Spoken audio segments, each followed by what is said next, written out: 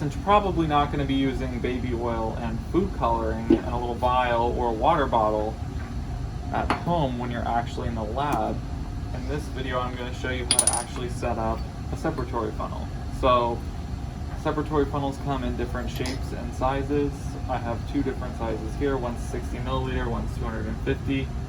And the main component of the separatory funnel is the glass piece here. So this is what we always start with. They're not usually assembled. We'd like to take them apart to clean them, but this is the main part. So I'm just going to put this here on a ring stand. So typically you're going to have a ring stand like this provided to you in the lab, and then you're going to have something that looks like this. So this clamps onto this ring stand like so, and most of these are designed such that the separatory funnel sits snugly in there, so while you're actually doing your separation, it's not sliding through or there's no risk of it falling over. So when you're putting together a separatory funnel, what you have are four pieces here. So we have the stopcock, we have the spacer, we have a rubber O-ring, which is specifically sized for this piece here, and then we have a knurled nut. Now this one's plastic, typically knurled nuts are metal. So when you're putting it together, you insert your stopcock, like so. Make sure that you can see that it appropriately goes through, so you can close it, open it, perfect. So then you put on your spacer. Oop. Nothing is ever perfect in the lab. We have to accept defeat when it happens. Put on your spacer. If I can get this on here with these gloves. Your O-ring next. And then your knurled nut. Tighten that up. Nice. Now you don't want it to be too tight that you can't freely rotate this. So this is a little too tight. So I'm tightening it, loosen a little bit. So that's more of how you want it. So I'm putting, a moderate amount of pressure, but I'm not straining to make this rotate. You also don't want it so loose that it's flopping around like this and moving. You want a nice seal here so that your solvent's not going to come through. Now I'm going to demonstrate the different miscibilities of solvents, or rather lack thereof. So I have my separatory funnel assembled, ready to go. Stopcock is closed so I don't add in my solvent, and then it just goes and spills all over the bench. So what I have here is a solution of copper sulfate pentahydrate in water. I'm going to measure out in a beaker, not precise, about 100 milliliters. Add that to my separatory funnel.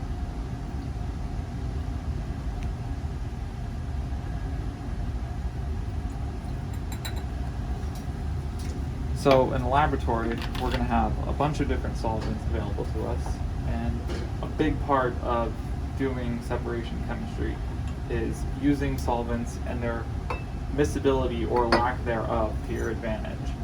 So here I have two different solvents. I'm not going to tell you what they are yet, but they're both clear and colorless, and we're going to see how they respond to being added to our aqueous solution. So solvents that have a density that is lower than water should float on the top, such as the case with your baby oil. So the mineral oil is going, or vegetable oil in this case, is going to be floating on the top, and your aqueous solution is going to be on the bottom. Then in the lab, we have solvents that are more dense than water, and as you might expect, those solvents end up on the bottom. Okay, so the first solvent we're going to try is diethyl ether. So I'm going to go ahead and add about 50, 75 mils. Doesn't really matter since we're just trying to look to the separatory funnel. So you can see pretty much almost immediately that diethyl ether is just floating on top of our water solution. Right? And so this is the septum here for the separatory funnel. We're going to close it up. So maybe we're suspicious. We're thinking to ourselves like, I don't know if I'm really convinced that diethyl ether is going to float on water. Maybe if I shake it around a little bit, it'll change places, or it's just conveniently making two layers. So if I go ahead and shake it, right, when I shake my separatory funnel, because I'm generating vapor of solvent in here through action, I have to vent it. So I'm venting it here. Hear that hiss. So I'm shaking, I'm really giving it a good shake. I'm really determined to see what's going on here. So put it back down, back on my ring stand. I'm gonna watch it and I'm gonna see what's going on here. So looks like the diethyl ether does indeed have a density that's less than that of water because it stays on the top, and you can see the separation occur in real time.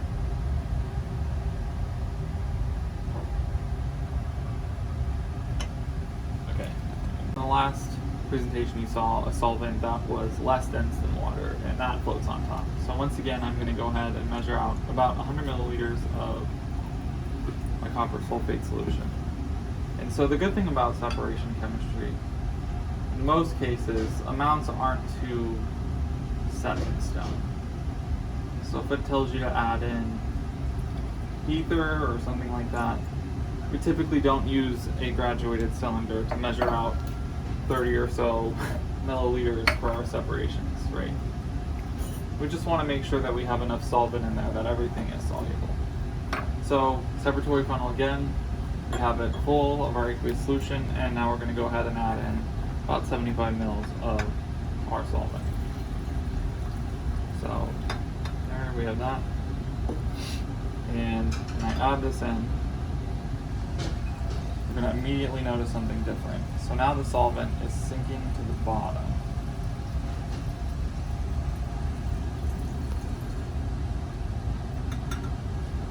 Maybe we're uncertain of the fact that dichloromethane has a density that's greater than water. So it's just sitting on the bottom there, but you know, we're a little bit suspicious, and because we're chemists and we like to look at things, we're going to go ahead and once again cap, and we're going to give it a good shake. So once again, good technique, always make sure you're venting just in case you're making gases or your solvent's building pressure. So I'm shaking it up pretty good, and then I'm just going to stick this back on my ring stand. So then we're going to sit here and we're going to watch. And it looks like we're good scientists. We looked up on our table where we suspected that dichloromethane is indeed more dense than water, so it stays on the bottom. So you can see it separating here. Now that we've seen miscibility and how that behaves in separation chemistry and the use of a separatory funnel, now we're going to perform an actual separation of two different compounds. So in these two vials, I have a 1-to-1 mixture of dibromobenzene and benzoic acid. So if you draw out the structures of these, or look out the structures, dibromobenzene doesn't have any ionizable functional groups. It's just purely organic and neutral. Benzoic acid, on the other hand, has a carboxylic acid on it. So it's technically considered an acidic functional group. So what I'm going to do is I'm going to go ahead and empty these into a beaker. So this goes back to when I was an undergrad.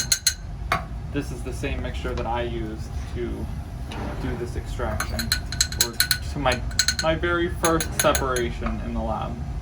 Now I've probably done hundreds of them. Right. So I have my solids mixed in here, and what I'm going to go ahead and do is dissolve them in about 75 milliliters of diethyl ether. So obviously you're going to want to make sure that your components, when you're starting off, are both soluble, or maybe there's three things in the mixture. You're going to want to make sure that your components are soluble in the solvent that you use. And like we looked at before, you're going to want to make sure that the solvent you use is not miscible with water. So it would not be appropriate to use an organic alcohol like ethanol or methanol, as both of those are miscible with water. So everything is completely dissolved here. Once again, I'm going to look at my separatory funnel. I'm going to make sure my stopcock is closed because I don't want my dibromobenzene spilling all over the bench. Go ahead and slowly add in. And you can see those vapors coming off the top there. So you're going to want to make sure that you're doing this in a fume hood, away from any open flames, sparks. So we don't want an ether fire. Alright. So we just have our organic solvent in here with our two organic compounds. And now we need to think about what we're going to do next. So we can either add an acid or a base, an aqueous solution goes. But we need to think about what's most useful to us. So we have benzoic acid in there. So that means if we want to make benzoic acid separate from the dibromobenzene, we're going to have to use a base to deprotonate it. And upon deprotonation, the benzoic acid should associate more with the aqueous layer than the organic layer. You can look up these solubilities on the internet pretty readily. So here I have a base that's sufficiently strong enough to deprotonate benzene, or benzoic acid, and I'm going to go ahead and add about 50 milliliters of this.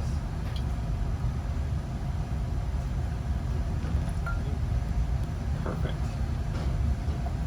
As you can see, it's a little harder to see now, but we still get two layers here. Our ether is on the top because its density is less than that of water. And so now it's really important that we give this a good shaking. So this is where it becomes really important to make sure that you're venting. So we're going to shake, we're going to vent. We're going to shake it, we're going to vent. So what the shaking is doing is making sure that the two phases are touching sufficiently so that the benzoic acid comes in contact with the aqueous base. So then I'm going to go ahead and set this back down. We're going to let it settle and separate.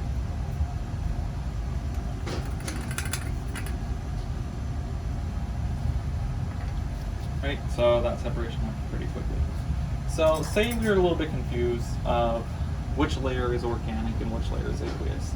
A fun thing that I learned when I was in undergrad is that you can take a glass pipette, like so, and you can just dip it into the top layer.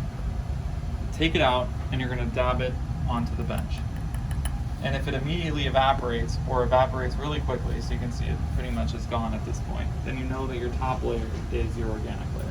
So that's pretty helpful. So I have pre-labeled flasks here. I have one for the aqueous layer, I have one for the organic layer. So at this point, I'm going to go ahead and lower my sub funnel so I can get it just so that it's there, and I'm going to go ahead and drain the aqueous layer slowly. So I want to make sure that I don't end up with any of my organic layer in my aqueous. So it's not too big of a deal if you get a couple of drops. We're going to go ahead and stop. So don't throw away your aqueous layer. Make sure you're keeping track of what's going on. And so we have the organic layer left, and when the organic layer is on the top, we take the separatory funnel and we pour the organic layer out of the top of the separatory funnel. There's a reason for this. There's still some aqueous solution in this little hole here in our stopcock, and we want to make sure that there's the least amount of water in the organic layer. So this organic layer at this point should pretty much only contain our dibromobenzene, right? Because we added in our base, we ionized the benzoic acid, and now we just have dibromobenzene. So we need to make sure that we get our dibromobenzene, or our benzoic acid back. So we got our dibromobenzene, here's our benzoic acid, which at this point is sodium benzoate. I'm going to go ahead and re-add that to my separatory funnel.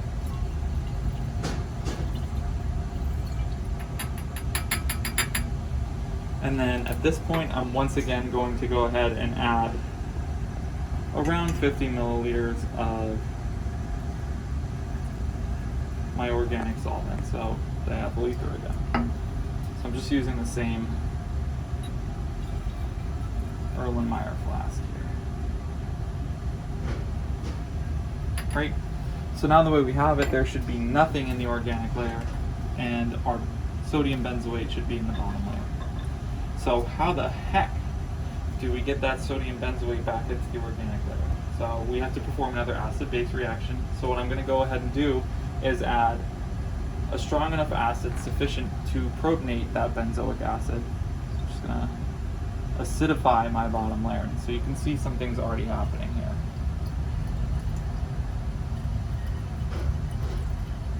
It's not always the case that cloudiness will hint you at when you've added enough acid, so oftentimes what you'll do is test the acidity of the bottom layer until you have it sufficiently acidic.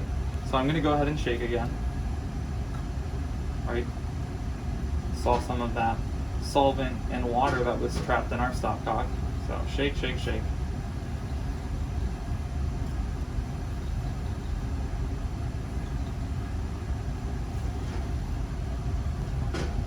And that's looking pretty good. just going to go ahead and add just a little bit more acid, just to be sure. Like I said, typically you would just measure the pH with a pH indicator solution and or pH strip. So once again, making sure that this is tightly on there. Go ahead and give it a shake, bend, shake it, bend it, and shake it. So let those two layers separate. And once they are sufficiently separated, we're going to go ahead and empty our aqueous layer into this flask again. So at this point, there should be nothing left or trace organic material left in our aqueous layer. So making sure that we're not going to overshoot this flask. Empty it into. All right. So this can go ahead and be put in the back of the hood just in case, you never know. And then I'm going to go ahead and add this organic layer into my benzoic acid flask.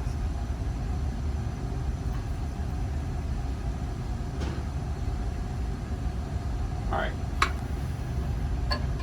So at this point, we have our first organic flask and our second organic flask. So the first one is our dibromobenzene, right? Because this didn't react with our base that we added.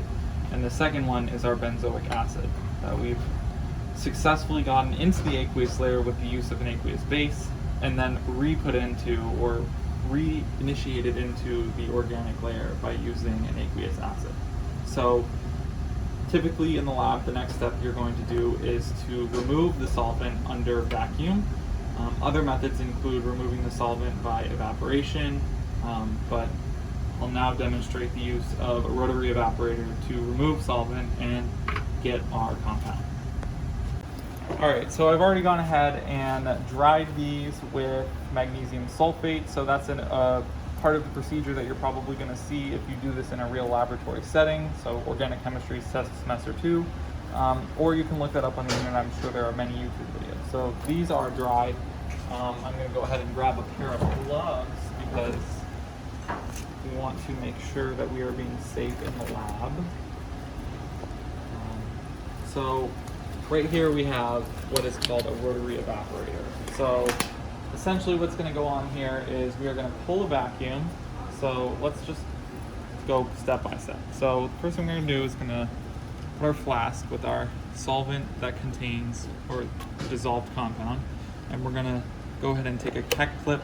These are called Keck clips. They come in different sizes, and clip this on. So now we have our solvent. This piece is detachable. This is called a bump flask. So if this were to boil too heavily, it will boil into this flask, and then we can either put it back or discard of it. So then vapor is going to travel through, and then we meet the cold finger. So this cold finger is actually connected to a chiller that's currently set to -3. And so the solvent, which has been vaporized under reduced pressure, is going to condense on our cold finger and land in our trap, which just made a very awful noise. Right, and we'll control the vacuum with this little lever here. So we use water aspirators here.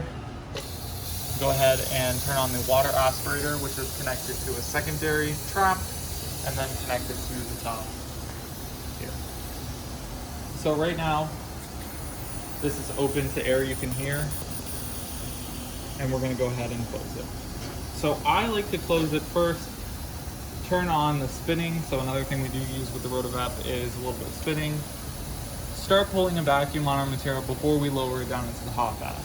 So I like to do this until this feels cool to the touch, or until I can see condensation on the outside, whatever comes first.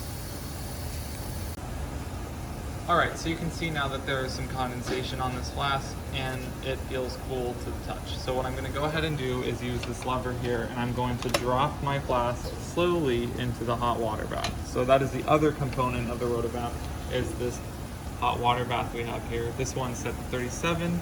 Typically you don't need anything too high.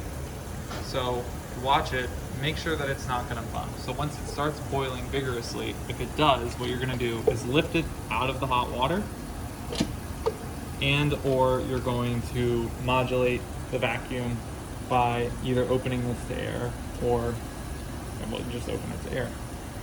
So right now it's looking okay. We don't see any vigorous boiling happening, and that means we're doing a pretty good job for ourselves. At this point, it looks like we've reduced the amount of solvent in our container, in our round bottom flask, and it doesn't look like there's any more solvent left on there. So, looks nice, kind of looks like a moon, I don't know, make it into something fun. So at this point, you can go ahead and stop the rotation, lift it out of the hot water bath, and then open the vacuum to the ambient atmosphere.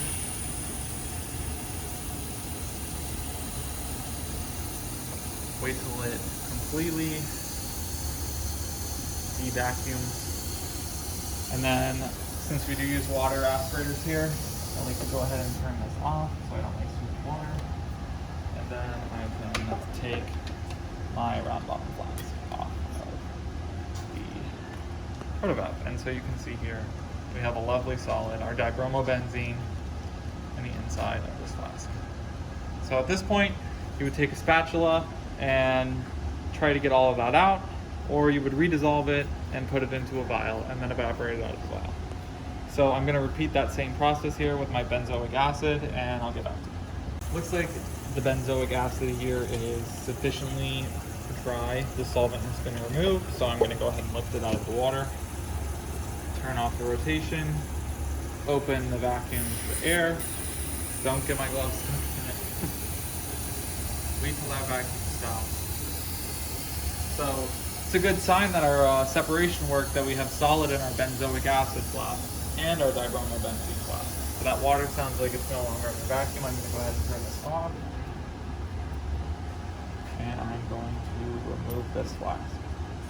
So if you look at the top here, you can see some really nice crystals of benzoic acid. Makes really nice needles. And so at this point, we have both of our solids. We would weigh out to get the yield. What I like to do when I'm in the lab is pre-weigh my round bottom flask. So when I rotovap my solvent down, I know I'm not going to be able to get in there with the spatula and get every last milligram of material out. So if I pre-weigh it, at least I can get a good estimate about the amount of material that I've gotten back. So in the lab setting, always remember to pre-weigh your round bottom flasks. That's it.